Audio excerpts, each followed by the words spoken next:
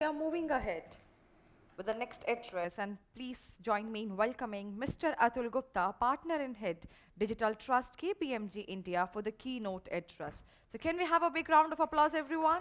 Thank you very much. Thank you and good morning. It's a great opportunity. Dr. Rai was very kind when he said he came in because he saw some of our names. Normally it's the other way around. We come in when we see his names. So Dr. Rai, thank you so much for being here. And can I request for a round of applause for Dr. Rai, because he's the one who's been the author of IT Act for India. If I remember it right, we were the third country in the world at that point of time. A great moment for the country. And some of us, at least I can raise my hand, my career is because of Dr. Rai. No one understood information security back then. I was just a next kid on the block, and I just started from there. And from there to now, the journey has been amazing. And not just Indian IT Act, obviously then he went on to create Certain, which is again something which we all as nationalists of the country take extreme pride of, and so many other contributions which he has made. So thank you so much, Dr. Roy. Also, if I can say for Mr. M.K.P. Singh, I've been interacting with Mr. Singh for a while now. His passion, his diligence, and his commitment to the sector is incredible. What we have seen, the way he has been thinking about how cyber needs to come in the broader energy sector, obviously focused on around power, and what he talked about today morning, saying the regulations are in the works. This wasn't feasible if that energy wouldn't have come in from Mr. Singh. So thank you, Mr. Singh, for making sure that we're lucky enough. My fellow panelists, both the practitioners, and when I was being put up on this forum, I was wondering, what am I going to talk? You know, I've got the stalwarts, regulators, or people who have contributed to the regulations of the country, people who are doing it or have done it in their day life, every day. What will a consultant like me talk upon? So I just thought maybe I'll take a different spin on this entire topic and talk through it. But just to begin off, it was talked why renewable energy, and why is that so important? I just wanted to lay some of my thoughts out over there. We all know the world is moving towards a zero net carbon emission philosophy, and it's a goal which has been agreed upon. 2050 carbon emission goals of net zero is something which globally has been accepted. As a country, India, we obviously have requested more time to get to that state, but that's one key driver for renewable energy coming in the country at this point of time. And if you really look upon where is the focus coming in, look at the power consumption. I think it was talked right at the front, right at the beginning of the day today, where we were talking of how much power is coming from renewable. But I think it wasn't talked of the power consumption which is happening. By 2050, which are the economies that are expected to be consuming the most power? It's not going to be the West. It's going to be the global South, or what's being expected as Africa is going to be the massive consumer of the power. So if we have to move towards a world in 2050 with net zero, those shoots have to get into play now, when we are bringing renewable energy in those geographies where the maximum power consumption is going to happen. India is right up there. And that's what we call EMDEs, which is the emerging markets and developing economies. EMDEs are the big focus at this point of time, and we are lagging behind it. But there is a way for us to go, and that significant energy consumption is expected from EMDEs. So I think why this is contextual, and building back to the theme, if we are not able to bring in resilience in the operational environment, which is so tightly integrated today with technology environment, IT environment, some of the goals which we are going ahead and signing up at global level as country India, there could be a big issue out over there. So that's where I wanted to start off. Now, taking a different spin, I think this was talked quite well. When I started my world, as Dr. Rai said, OT was not even understood. It used to be the picture on the left side. That's the world of OT which was there. What's the world at this point of time is the picture on the right side, which says it's a complete mesh. It's completely tightly integrated, and for the right reasons. I don't think it's for the wrong reasons that the world has moved from the left to the right. But what has it created? It's created a whole lot of challenges which we need to deal upon at this point of time. And this conference is a great conference for us to address it and see how we move forward out over here. Well, just, I attributed saying the journey started when Indian IT Act came in. And at that point of time, there was a three-leg principles which I was taught: confidentiality, integrity, and availability when you talk on from a security perspective. The word CIA continues to be still very pivotal when we look from a security standpoint. But OT world was always looking at this principle very differently, where it was not CIA, it was AIC, which meant availability was the most important, thereafter integrity, and confidentiality was possibly not the design element because of various reasons where OT systems were getting deployed upon. It's changed quite significantly, but I'm just trying to bring a contrast out over here. Why OT security tends to become so complex and so challenging at the same point of time. Also, what's happened? The world on the left side has progressed very significantly. The journey on IT security has gone significant miles up. And our expectation, uncalled expectation, is that we should get to that stage in OT security also in the shortest possible time, without recognizing the challenges of the legacy environment which we carry upon, the design elements which were there. If you really see, the complexity of OT environment is way more than what IT means.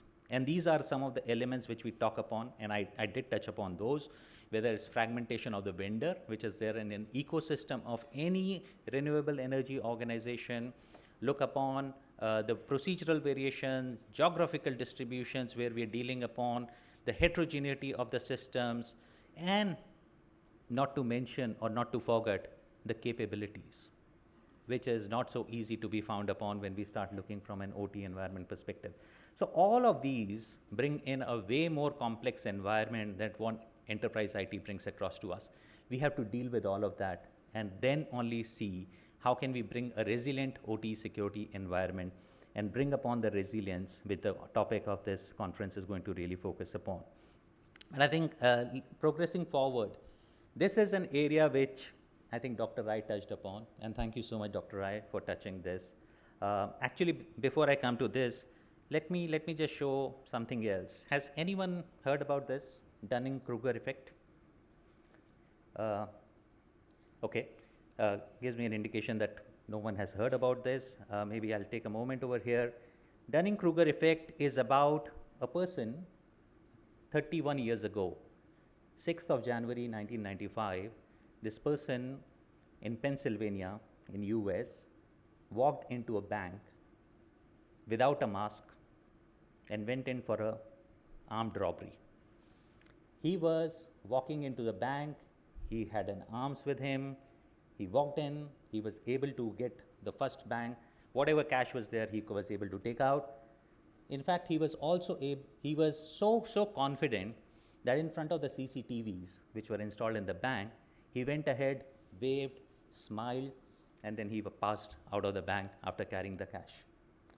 He was overconfident. He went to the second bank and he repeated. By this time, the law authorities were informed, and we know what happened thereafter. So the person was caught. And the first question which this person asked was saying, "How did you catch me?"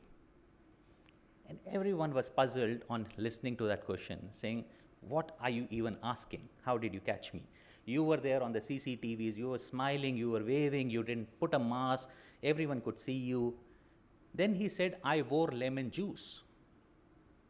That was the statement which he made. I wore lemon juice. So no one could understand what does lemon juice means. And there was a question which was asked to this person saying, "What does lemon juice means?" This person said, "Oh, you don't know? Lemon juice is an invisible ink. So I applied it on my face today morning and I am invisible. And how could you identify me? Because the lemon juice was all over my face." And then obviously people said, "Oh, this person doesn't understand. This person really doesn't get it. And maybe that's why he did all of this. He went through the process." But two psychologists picked this incident, Dunning and Kruger. They picked up on and they worked on it to say what really happened here.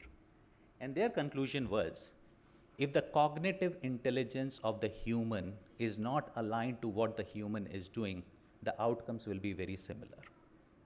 And that's the Dunning-Kruger effect which comes in. And in many ways, it's exactly the same thing which gets applied from OT security perspective. Who takes upon the responsibility? Is that person who's taking the responsibility for OT security not having the cognitive intelligence of what security is or what OT environment is? The outcomes will be very, very similar to what we saw in the case that happened in 1995 in Pennsylvania. And that's a point which I'm trying to make out over here, saying that when you start looking at addressing OT security, it's a lot about complexity, it's a lot about processes, it's a lot about regulations, but it's also about the human who's responsible for making that happen. If you don't get it right, invariably, it won't work out right. That's the point which I'm trying to make. And that's what Dr. Rai also talked upon. We saw a great video. We saw about two big global incidents which have happened, but I want to leave this thought saying preparedness in this area does not determine the likelihood of cyber attack, right? In fact, it's a very common saying that cybersecurity is never a destination, it's a journey. So you can put milestones, but never ever get into a mindset that you have reached to the final destination. It's a journey which is going on and on. It was very beautifully explained by Dr. Rai, showing how intricate the technology is and how integrated and complex environment are we living in at this point of time. All these 20 plus years that I have been working in the area of cybersecurity, every day I have been surprised upon on how the technology is up there, throwing up something which is bringing in surprises. So preparedness is more and more required, and a lot more is to be done. Now there's another story which I want to share out on this one. Preparedness doesn't mean, because at times we also go at a completely different extent. As a city, we are dealing with situations which are out of our control at this moment. Many of you, if you have traveled in from somewhere else into Delhi, I don't know how the flights were because of all the issues, but the traffic has been chaotic. And I'm trying to share a story about a traffic policeman here. So there was a traffic policeman, very, very well known. He was transferred within the state where he was operating. He was very passionate again about his job, and he would report to his duty every day at the time, at the busiest junction, and he would be managing the traffic despite all the automation around it. He observed day one that at the busiest time, there's a person who walks in, very well dressed up, with a very large red hat. Very large red hat. He comes in, he comes onto the junction, he waves the red hat thrice, and then he walks away. So the traffic policeman says, okay, maybe just a nutcase has done it for today, may not happen again. Next day again, the same thing happens. Third day again, the same thing happens. So the fourth day, the traffic cop really gets onto this individual saying, what are you trying to do? I'm trying to deal with the busiest traffic junction in the city, and you coming and waving like this. He said, I'm waving off the giraffes from the road. Giraffes. The traffic policeman says, where is the giraffe? Oh, because I waved. They're not there, right? That's what also happens in the world of cybersecurity. We do things where we say, this did not happen because I did that, but maybe do we really need to do that or not? And I think that's the point which I'm trying to make over here, saying preparedness is not always determining the likelihood of the cyber attack to happen, but do prepare well so that you can deal with it.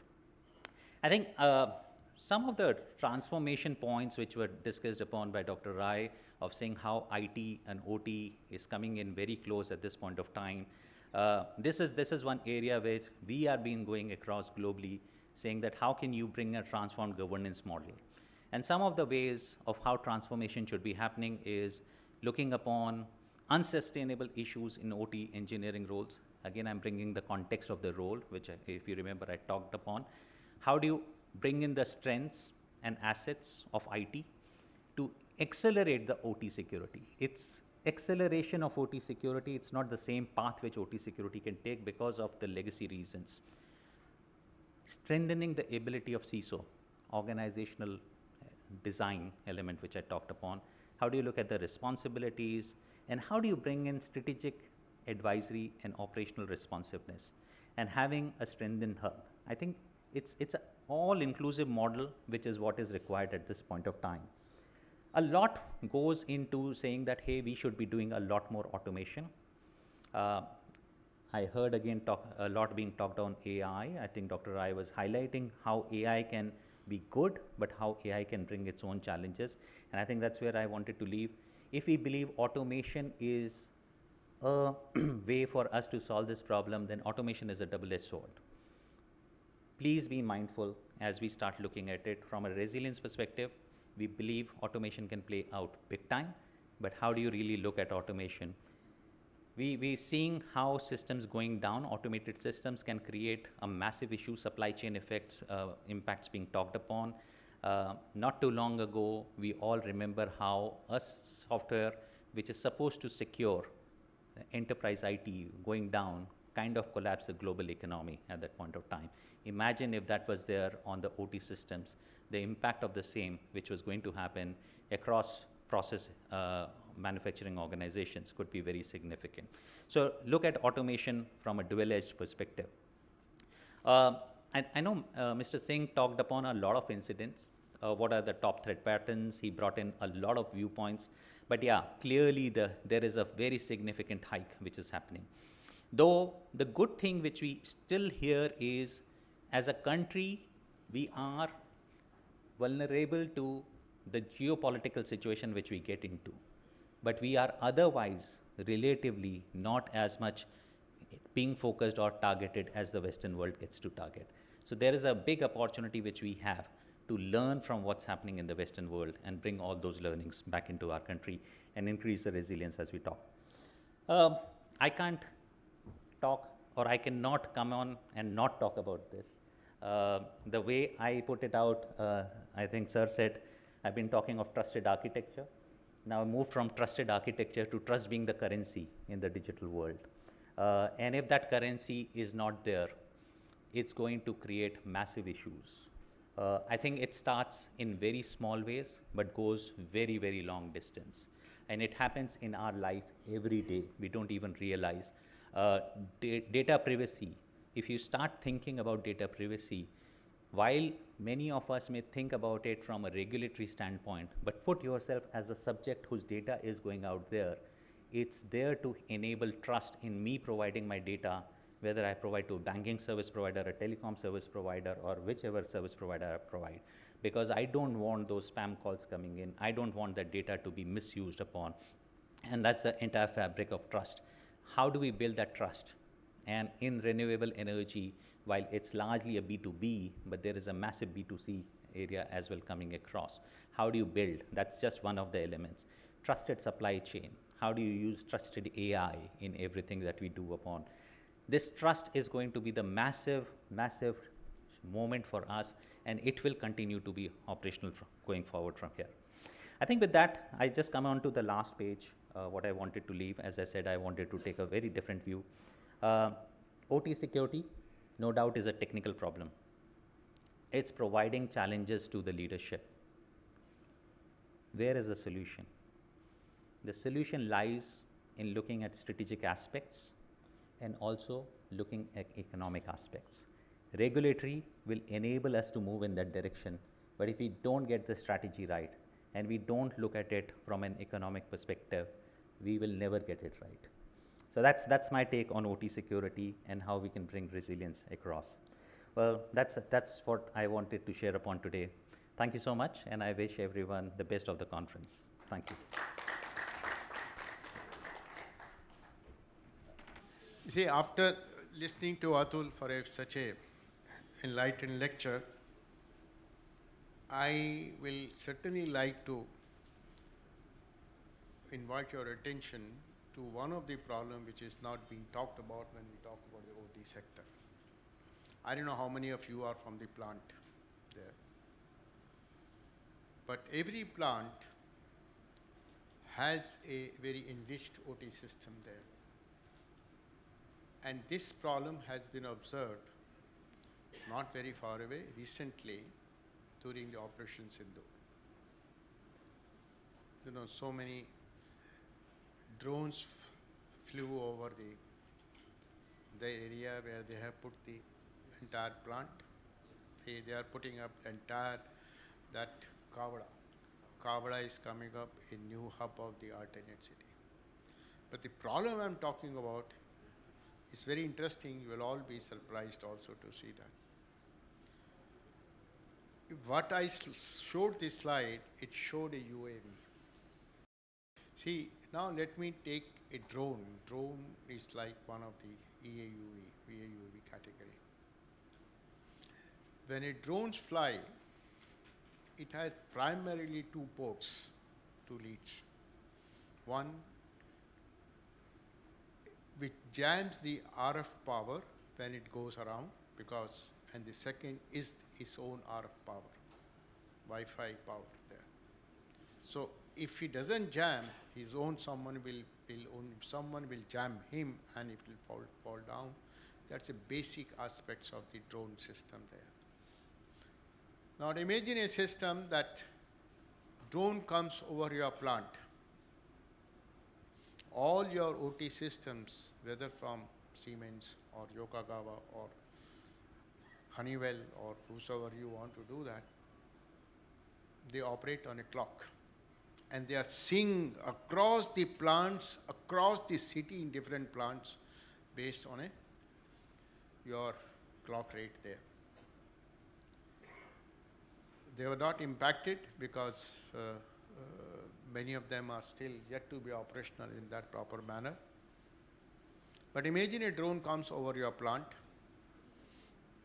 and all of you don't draw the NTP server which CERT or the government has said install your NTP server. You all put a satellite link there and draw the clock from there. That's what your supplier also did that. You do that and convert into the IST, that scenario what you are doing. So imagine a drone comes. It jams your satellite signal and it can, without even dropping a bomb, without dropping a explosive,